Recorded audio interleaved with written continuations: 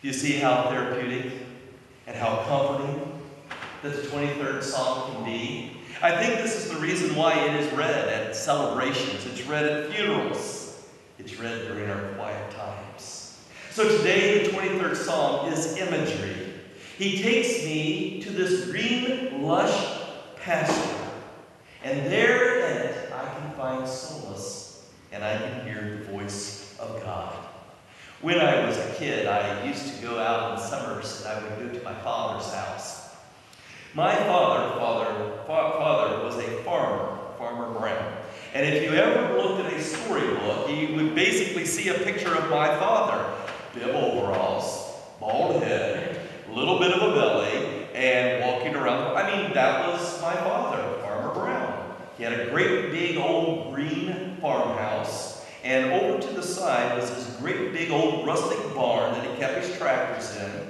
Next to the barn were these great big overpowering oak trees with a creek that ran along the property line. We could fish in the creek. We could sit in the shade of the trees. And sometimes, because when you went into his property, you had to go down into this little ravine that the creek would overflow, and on a rainy, floody day, you couldn't drive a car there. So he had this little bridge, that walking bridge, that you could park by the mailbox, and that you could walk over to his house. On this property, he had every kind of animal you could imagine.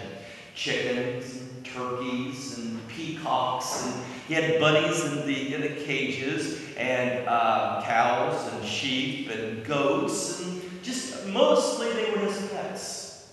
It was an incredible adventure to go out on this farm and be caught in the middle of a storybook setting. But I remember one summer in particular.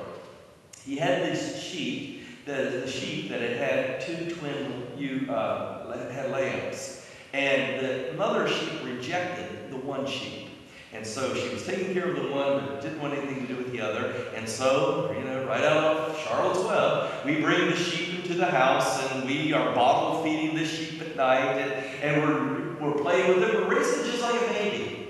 Well, the time springtime came, that sheep thought he was a kid. And so we would go out onto the farm, we would walk around, and that sheep would be following us wherever we went. The most beautiful memory of my life as a child was when me and the sheep walked up into the green pasture that was by the cool blue pond, and I remember laying down and using that sheep as my pillow.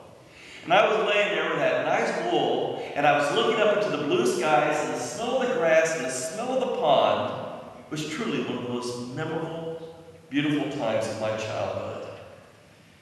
Finding a quiet spot, a place where you can go alone, even in the busyness of downtown Baltimore, is so important. Because of that quietness and that stillness of the moment, God is going to show up. And God has something to say. God has a place to take you. So having a sheep as my best friend for that summer, I learned some things about sheep. Sheep that I think that are important for us to know. As David says, he makes me lie down in green pastures. The very first thing that you need to know about sheep is, owing to their timidity, they refuse to lie down because they refuse to lie down unless they are free from fear.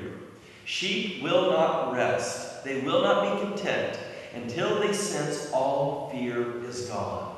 Now, we said earlier in the message that one of the most spoken commands of the Bible is that we are to be still and know that God is God and seek Him.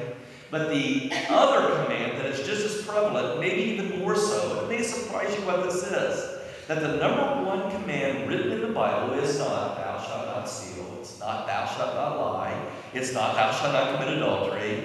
But it is, thou shalt not fear.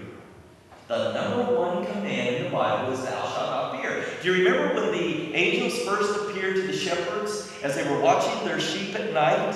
Do you remember the first words that came out of the angels' mouths?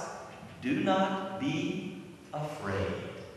It's interesting that every time God comes in the presence of His people, that normally it comes with a disclaimer. Now, I am coming into your presence. I am pretty powerful. This could blow your socks off. But there is absolutely nothing for you to fear. I love the words of Jesus when He's talking, using this metaphor that we're using of a shepherd and a sheep. Look what he says in Luke, the 12th chapter, the 32nd verse. Fear not, little flock, for it's your Father's good pleasure to give you the kingdom. Don't be afraid, little flock, for God's desire is to give you all of the needs of your heart. Philip Keller, he wrote a book back in the 30s about what it was like to be a shepherd in Palestine area, where David would have been a shepherd. And what he does, he correlates being a shepherd to what David is writing in the 23rd Psalm. His book, it's out of print now, but you can still get it. It's called A Shepherd Looks at the 23rd Psalm. He has some interesting perspectives on sheep and being afraid. He said it is not generally known that sheep are so timid and easily panic that even a stray jackrabbit can send them bounding behind a bush and can stampede a whole flock into danger. When one startled sheep starts to run in fright, a dozen others will bolt in blind fear, causing a lot of harm to each one of the sheep, not even seeing what is frightening them. He said one day a friend came to visit us from the city. She had a Pekingese pup along with her.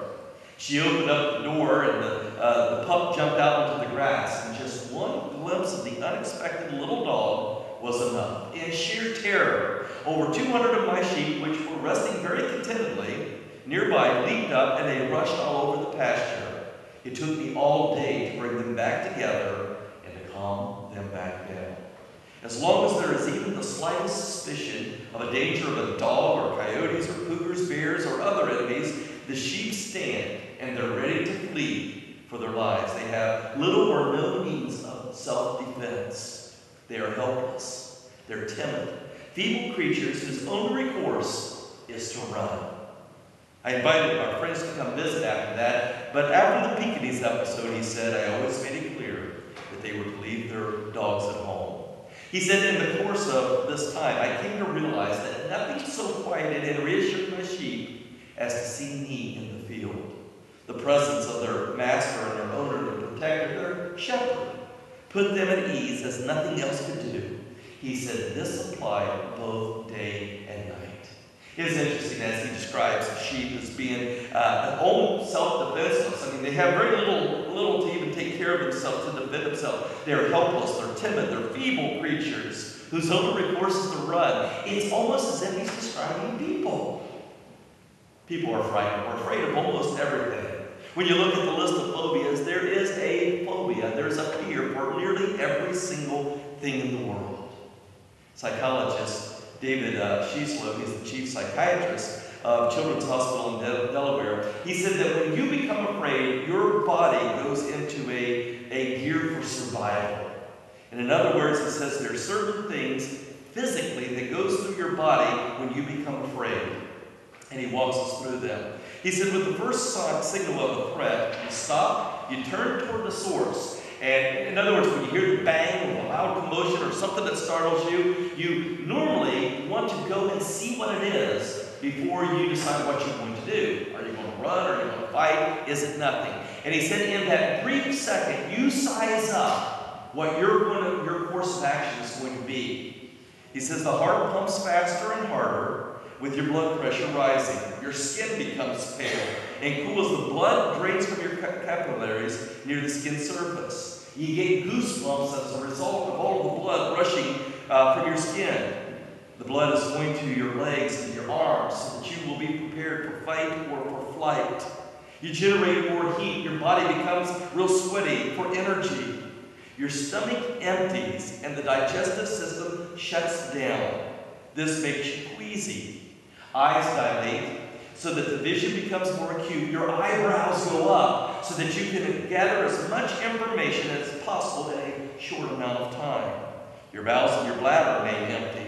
Muscles get more glucose, thus giving the body more energy. More blood is pumped into all of the major muscles of your body. They quiver with energy, which makes you tremble or your legs shake. The blood that is drained from the other areas of your body is pumped into the muscles and other vital organs, preparing them for quick and powerful action.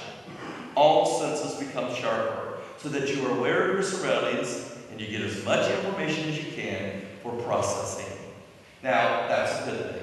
That's automatically built into us. I kind of understand when you, that makes you understand that when there's this bang or this something that scares you, what your body goes into. Your body is literally afraid, and it is preparing for flight or fight. Now, most of the time we get all excited, and then you kind of laugh and go, "Oh, that scared me." But your body doesn't do all of that.